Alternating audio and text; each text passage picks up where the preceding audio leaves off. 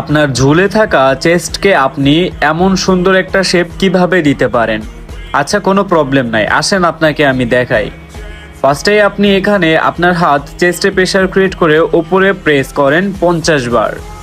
তারপরে আপনি আপনার হাতটা সোজা করে সামনের দিকে প্রেস করেন 50 বার করে।